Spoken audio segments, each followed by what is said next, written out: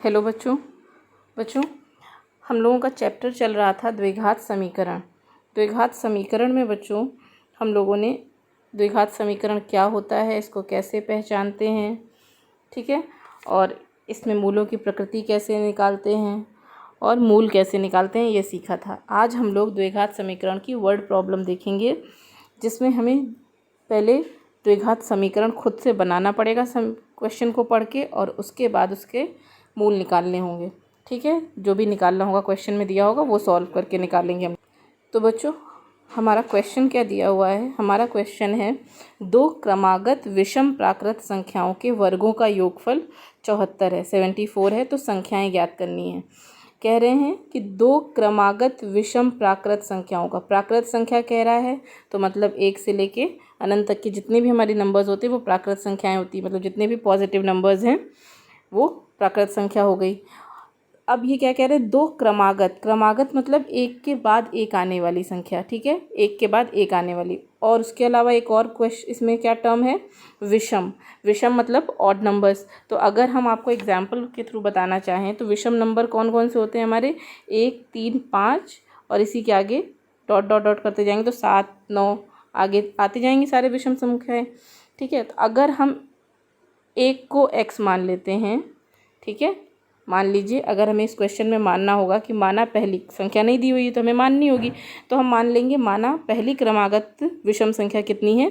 x है। तो अगर हमारे पास कुछ नंबर्स दिए हुए हैं उनको हम x में x को क्या मान ले रहे हैं? एक को हम x मान ले रहे हैं, तो दूसरी संख्या हमारी क्या हो जाएगी? एक में हम क्या जोड़ रहे हैं? तो 3 मिल रहा है, नेक्स्ट विषम संख्या मिल रही है 2 जोड़ रहे हैं, तो x में हम क्या जोड़ देंगे तो हमें नेक्स्ट संख्या मिलेगी x + 2, ठीक है। फिर हमारा क्या है? 3 में हम क्या जोड़ रहे हैं तो हमें 5 मिल रहा है, 3 में हम जोड़ रहे हैं 2 तो हमें क्या मिल रहा है? 5 मिल रहा है। तो हमारी उसकी अगली क्रमागत विषम संख्या क्या हो जाएगी? x + 2 ये वाली, सेकेंड वाली +2 हम ये वाला जोड़ेंगे तो हमें मिल जाएगी x + 4 तीसरी क्रमागत विषम संख्या, ठीक है। ये बताने का मतलब बच्चों ये था कि अगर हमें नंबर नहीं दिया है क्वेश्चन में कि कहाँ से स्टार्ट करना है तो हम पहली संख्या विषम संख्या क्या मानेंगे? x मानेंगे, और दूसरी x + 2। मान लीजिए किसी सवाल में दिया गया है कि तीसरी क्रमागत विषम संख्या, तो तीसरी क्रमागत विषम संख्या हमारी हो जाएगी x + 4। यही सेम काम हम लोग सम संख्याओं के लिए भी करेंगे, क्योंकि सम संख्या भी 2 जोड़ने पे ही अगली संख्या मिलती है। जैसे 2 है, 2 में 2 जोड़ा तो 4, 4 में 2 जोड़ा तो 6, ठीक है। तो चाहे सम संख्या हो चाहे विषम संख्या हो, अगर हमें नंबर्स नहीं दिए हैं तो हम क्या मानेंगे? पहली क्रमागत विषम संख्या x, दूसरी क्रमागत विषम संख्या x + 2। तो इसमें 2 की बात कही गई है तो हम लोग लिखते हैं कि माना पहली क्रमागत विषम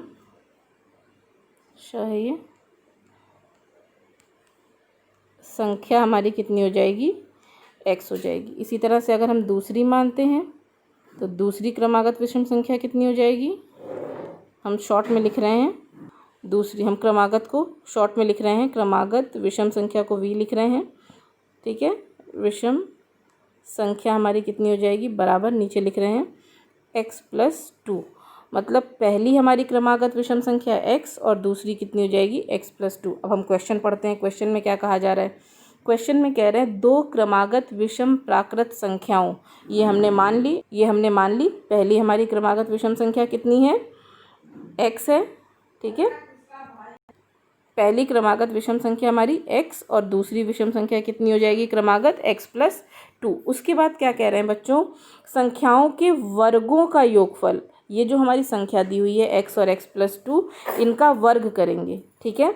वर्गों का योगफल, वर्ग करने के बाद क्या करना है? जोड़ना है, योग करना है। योगफल मतलब जोड़ना। कितना है? 74 है, 74 है। तो हमें क्या ज्ञात करनी है? सवाल में संख्याएं ज्ञात करनी है। आ गई इतनी सी बात समझ में? तो हमने संख्याएं क्या मानी थी? x मानी थी, और दूसरी संख्या थी हमारी x + 2 क्रमागत विषम संख्या। ये क्या कह रहे हैं? इनका वर्ग कर दो।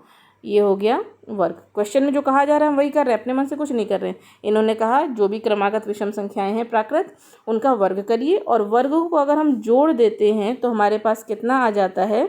74 आ जाता है, तो अब हमें वो दो संख्याएं बतानी हैं, ठीक है, जिनका अगर हम वर्ग करें और वर्ग करने के बाद जोड़ते हैं तो कितना आए हमारे पास 74 आए। अब हमें इसे सॉल्व करना पड़ेगा, ठीक है। सॉल्व करेंगे, सॉल्व करके हम लोग क्या करेंगे, एक द्विघात समीकरण निकालेंगे। द्विघात समीकरण बनाने के बाद हम लोग क्या करेंगे, उसको सॉल्व करेंगे और x की वैल्यू निकालेंगे। तो इसको हम लोग लिखेंगे तो ये हो जाएगा x² प्लस, वैसे ही रहेगा। अगर इसको ध्यान से आप देखिए तो ये x+2 है, तो x+2 आपने एक फॉर्मूला पढ़ा है a प्लस b का होल स्क्वायर, जो कि होता है a² plus 2ab plus b² होता है। तो सेम वही काम, a बराबर इस क्वेश्चन में कितना दिया हुआ है x और b की जगह कितना दिया हुआ है 2। तो हम लोग इसको ब्रैकेट को खोल लेते हैं, वर्क करते हैं, तो ये हो जाएगा हमारा x² प्लस 2ab होता है, तो 2 इंटू a की जगह कितना x और b की जगह हमारे पास कितना है 2 प्लस b² है, b² मतलब किसका स्क्वायर 2 का स्क्वायर, बराबर हमारे पास कितना हो गया 74। जब इसको हम लोग सॉल्व करेंगे तो हमारे पास क्या आएगा, x² और x² जुड़ के कितना हो जाएगा 2x² प्लस ये 2 और ये 2 गुणा हो जाएंगे, कितने हो जाएंगे 4x प्लस 2 का वर्ग कितना होता है 4, बराबर कितना हमारे पास 74। ये हमारी इक्वेशन बनेगी। ये 74 इधर प्लस में है, लेफ़्ट साइड आएगा तो किस में हो जाएगा, माइनस में हो जाएगा। तो नेक्स्ट लाइन हमारी क्या हो जाएगी, नेक्स्ट लाइन हमारी हो जाएगी 2x² plus 4x plus 4 minus 74 is equal to 0। इसको सॉल्व करते हैं हम लोग, सॉल्व करेंगे तो कितना हो जाएगा 2x² प्लस 4x, 4 है ये, प्लस 4x प्लस, सॉरी घटाएंगे ना, 74 में से क्या घटाएंगे 4 घटाएंगे, निशान किसका लगता है बड़े का, तो यहाँ पे माइनस 70 इज इक्वल टू 0 हो जाएगा। अब क्या इसमें से हम कुछ कॉमन ले सकते हैं, हाँ ले सकते हैं, 2 सब में से कॉमन ले सकते हैं। अगर हम 2 बाहर लेंगे तो ये 2 और ये 2 आपस में कैंसिल होकर यहाँ पे सिर्फ कितना बचेगा x², ये बाहर वाले ब्रैकेट वाला जो 2 है इससे अगर हम 4 को डिवाइड करेंगे तो 2 आएगा कॉमन आके बाहर, ठीक, माइनस अगर हम 70 को भाग देते हैं 2 से तो हमारे पास कितना बचता है 35। तो डायरेक्टली हमें भाग ही देना है, 70 दूनी 35 गुना 70 होता है, तो ये कट जाएगा। यहाँ देखना चाहें तो आप लोग देख सकते हैं 70 अपॉन अगर 2 करते हैं 2 तिहाई 6, 1 बचा 2 पंजे 10, तो यहाँ पे 35 आ जाएगा, बराबर हमारे पास कितना हो जाएगा 0।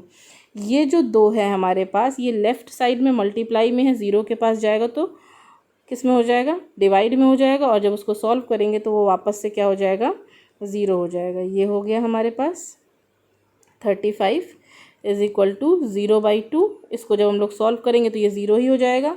तो हमारे पास इक्वेशन क्या बन के आ जाएगी, हमारे पास इक्वेशन बन के आ जाएगी x², हमारे पास इक्वेशन आ जाएगी x² plus 2x minus 35 is equal to 0, ठीक है, ये इक्वेशन आ गई हमारी। अब हम लोग को ये मिल गया सॉरी द्विघात समीकरण, द्विघात समीकरण मिल गया। मैक्सिमम पावर कितनी होती है उसमें, क्वाड्रेटिक इक्वेशन में 2 होती है, तो यहाँ पे हमारी 2 है। अब इसमें हमें x की वैल्यू निकालनी, क्योंकि क्वेश्चन में क्या कहा गया था कि समीकरण में ये बताना था कि 2 संख्याएं कौन सी होंगी, वो क्रमागत विषम संख्याएं, ठीक है। तो इसको हम लोग क्या करेंगे, इसको हम लोग जो हमारा द्विघात का मानक रूप है द्विघात समीकरण का उससे कंपेयर करेंगे, जो कि है हमारा ax² plus bx plus c is equal to 0, ठीक है। इससे कंपेयर करेंगे तो हम देखेंगे कि a बराबर हमारे पास यहाँ पे 1 है, b बराबर हमारे पास यहाँ पे 2 है, ये देखिए b बराबर 2, a बराबर x² के बगल में कुछ नहीं है तो 1 हो जाएगा, और c बराबर हमारे पास है -35, ठीक है। फिर हम लोग क्या करते थे, d निकालते थे, d हमारे पास क्या आता था b² माइनस 4ac होता था, ठीक है। तो अब हम d बराबर b² माइनस 4ac में a b c की वैल्यू रखेंगे और d का मान निकालेंगे। इससे हमें पता चल जाएगा कि जो नंबर्स आएंगे वो मूलों की प्रकृति क्या होगी। ठीक है, फिर फॉर्मूले में हम लोग रखेंगे, फॉर्मूले में रख के x की वैल्यू निकाल लेंगे। ये था b² माइनस 4ac। इसको आप लोग गुणनखंड विधि से भी कर सकते हैं। ठीक है, अगर आप चाहें तो बुक में देख लीजिएगा, बुक में गुणनखंड विधि से किया हुआ है। अब ये हमारे पास b की वैल्यू कितनी थी, 2 थी, तो ये हो जाएगा 2 का स्क्वायर, 2 का स्क्वायर माइनस 4, a की वैल्यू 1 थी और c की वैल्यू हमारी है -35। जब इसको सॉल्व करेंगे तो 2 का स्क्वायर हो जाएगा 4, ये माइनस और ये माइनस, दोनों माइनस माइनस हो जाएंगे हमारे पास प्लस। 4 को अगर हम 35 से गुणा करेंगे तो आएगा हमारे पास 140। ठीक है, तो d की जो हमारी वैल्यू निकल के आ रही है 140 में 4 जोड़ेंगे तो 144 आ जाएगी। अब इसको हम लोग क्या करेंगे, द्विघात सूत्र की सहायता से x का मान निकालेंगे। द्विघात सूत्र क्या होता था, x is equal to -b plus minus √b² minus 4ac upon 2a। ये हमारा फॉर्मूला होता था। माइनस वैसे ही रहेगा, b की वैल्यू कितनी दी हुई थी, 2 दी हुई थी, प्लस माइनस इसकी वैल्यू अभी हम लोगों ने सॉल्व करी, कितना आया था 144। d की वैल्यू क्या थी, b² माइनस 4ac, तो जहाँ b² माइनस 4ac उसकी जगह हम क्या रख सकते हैं 144 इंटू 2 इंटू a की वैल्यू कितनी थी 1, ये आ जाएगी। ठीक है, तो अब इसको अगर हम लोग सॉल्व करेंगे तो x बराबर हमारे पास कितना आएगा, x बराबर हमारे पास हो जाएगा x is equal to -2 plus minus 144 किसका वर्ग होता है, 12 का, तो 144 का वर्गमूल हमारे पास कितना निकल के आएगा, 12 निकल के आएगा। ये मैं आपको बता नहीं रही हूँ क्योंकि आपको आता होगा कि 144 का किसका वर्गमूल होता है। ठीक है, 144 का वर्गमूल आएगा हमारा 12 और ये हो गया हमारा 2। ठीक है, अब ये प्लस और माइनस दो निशान है, इसलिए इसको दो तरह से सॉल्व किया जा सकता है, एक बार प्लस के निशान के साथ, एक बार माइनस के निशान के साथ। तो एक बार हम प्लस के साथ सॉल्व करेंगे इसको, तो प्लस के साथ सॉल्व करने पे 12 में से 2 घटाया तो 10 बचा, बड़े की निशान लगता है तो प्लस का निशान, अपॉन 2 इज इक्वल टू हमारे पास कितना आ जाएगा 5 आ जाएगा। तो x की एक वैल्यू हमारे पास कितनी आ गई, 5 आ गई। ठीक है, x की एक वैल्यू हमारे पास 5 आ गई। दूसरी वैल्यू देखते हैं क्या आती है, माइनस रख के -12 अपॉन 2, -12 -2 जोड़ेंगे तो हमारे पास आ जाएगा -14/2, ये कट जाएगा तो -7। दूसरी वैल्यू हमारी x की कितनी आ जाएगी -7। ठीक, चूँकि क्वेश्चन में क्या कहा गया था कि प्राकृत संख्या बतानी है हमें, तो माइनस के जो भी नंबर होते हैं वो प्राकृतिक संख्या नहीं होती है, ये आपको पता है। तो हम माइनस के नंबर को कंसीडर नहीं करेंगे। कौन सा नंबर लिया जाएगा, प्लस का नंबर लिया जाएगा, जो कि x, तो हमें पता चलता है कि x का हमारा मान कितना होगा 5 होगा। तो पहली क्रमागत संख्या हमारी x थी तो x का मान 5, दूसरी क्रमागत संख्या कितनी थी हमारी x + 2। ठीक है, तो 5 + 2 इज इक्वल टू हमारे पास कितनी आ जाएगी 7। इन्होंने क्या पूछा था कि वो दो क्रमागत संख्या बताइए जिनके वर्गों का योगफल कितना हो 74 हो, तो वो हमारी दो क्रमागत संख्या है, पहली 5 हो जाएगी और दूसरी कितनी हो जाएगी 7 हो जाएगी। ठीक है, पहली 5 और दूसरी 7 होगी। अगर उत्तर की जांच करनी है तो भी देख लेते हैं, क्या हम 5 का वर्ग करते हैं और 7 का वर्ग करते हैं। ठीक है, तो 74 के बराबर आ रहा है, अगर आ रहा है तो हमारा आंसर सही है। 5 का स्क्वायर कितना होता है बच्चों 25, 7 का स्क्वायर होता है 49, बराबर में हमारे पास कितना है 74। 25 और 49 को हम लोग अगर जोड़ेंगे तो ये 74 आएगा। अगर 74 इज इक्वल टू 74 आ गया, इसका मतलब हमारा आंसर जो है सही है। और वो दो क्रमागत विषम प्राकृत संख्याएं कौन सी हैं, 5 और 7 हैं। 5 और 7 वैसे भी देखिए विषम संख्या है। ठीक है, आ गया समझ में। अगर कोई प्रॉब्लम होगी तो पूछ लीजिएगा। ठीक है बच्चों, तब तक के लिए बाय बाय।